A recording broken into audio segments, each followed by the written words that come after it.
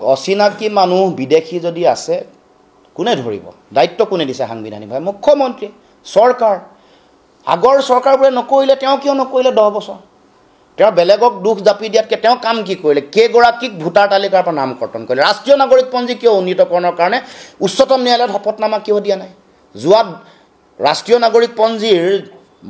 চূড়ান্ত তালিকা ওলোৱাৰ পাছত বিজেপিয়ে ক'লে যে ইয়াত বিদেশী মানুহৰ নাম আছে আমিও কৈছোঁ বিদেশী নাম ভুৱা তথ্য পাতিৰে সোমাইছে কিয় শপতনামা আজিলৈকে দিয়া নাই ডিটেনশ্যন কেম্পত থকা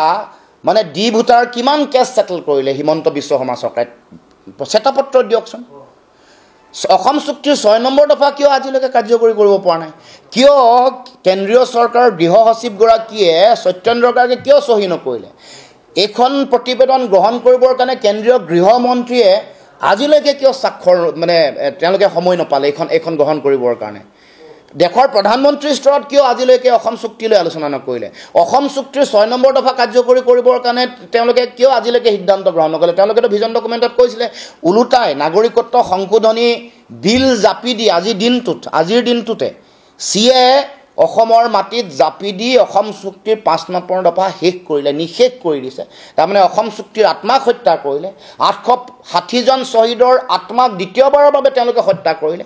তাৰ পাছত তেওঁলোকে আকৌ অতিৰিক্ত 53 বছৰ অবৈধ বিদেশী বুজা অসমৰ মাটিত জাপি দিছে 53 বছৰ বিদেশী বুজা জাপি দিয়া মানে নাগৰিকত্ব দিয়া তেওঁলোকক মাটি বাতি দিয়া তেওঁলোকক চাকৰি বাকৰি দিয়া তেওঁলোকৰ সন্তান সন্ততিসমূহক চাকৰি বাকৰি দিয়া তাৰ মানে বিজেপি চৰকাৰ বিদেশীৰ ৰক্ষক অবৈধ বিদেশীক তেওঁলোকে নাগৰিকত্ব দি তেওঁলোকৰ ল'ৰা ছোৱালীক চাকৰি বাকৰি দিছে তেওঁলোকৰ পৰিয়ালসমূহক মাটি ভিটি দিছে অথচ আমাৰ অসমত থকা খিলঞ্জীয়া 8 লাখ পৰিয়াল ভূমিহীন হৈ আছে অচিনাকি মানুহ বিদেশী যদি আছে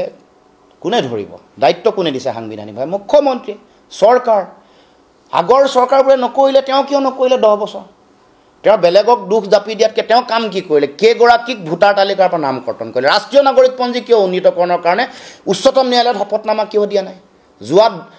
ৰাষ্ট্ৰীয় নাগৰিকপঞ্জীৰ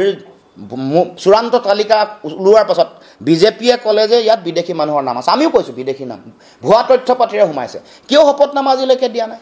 ডিটেনশ্যন কেম্পত থকা মানে ডি ভোটাৰ কিমান কেছ সেটেল কৰিলে হিমন্ত বিশ্ব শৰ্মা চৰকাৰে শ্বেতপত্ৰ দিয়কচোন অসম চুক্তিৰ 6 নম্বৰ দফা কিয় আজিলৈকে কাৰ্যকৰী কৰিব পৰা নাই কিয় কেন্দ্ৰীয় চৰকাৰৰ গৃহ সচিবগৰাকীয়ে সত্যেন্দ্ৰ গাৰ্গে কিয় চহী নকৰিলে এখন প্ৰতিবেদন গ্ৰহণ কৰিবৰ কাৰণে কেন্দ্ৰীয় গৃহমন্ত্ৰীয়ে আজিলৈকে কিয় স্বাক্ষৰ মানে তেওঁলোকে সময় নাপালে এখন গ্ৰহণ কৰিবৰ কাৰণে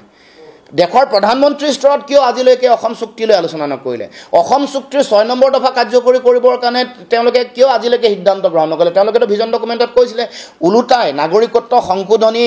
বিল জাপি দি আজিৰ দিনটোতে সিয়ে অসমৰ মাটিত জাপি দি অসম চুক্তিৰ 5 নম্বৰ দফা শেষ কৰিলে নিষেধ কৰি দিছে তাৰমানে অসম চুক্তিৰ আত্মাক হত্যা কৰিলে 860 জন শ্বহীদৰ আত্মাক দ্বিতীয়বাৰৰ বাবে তেওঁলোকে হত্যা কৰিলে তাৰ পাছত তেওঁলোকে আকৌ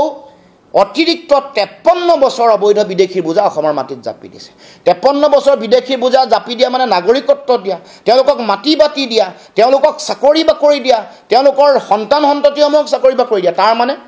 বিজেপি চৰকাৰ বিদেশীৰ ৰক্ষক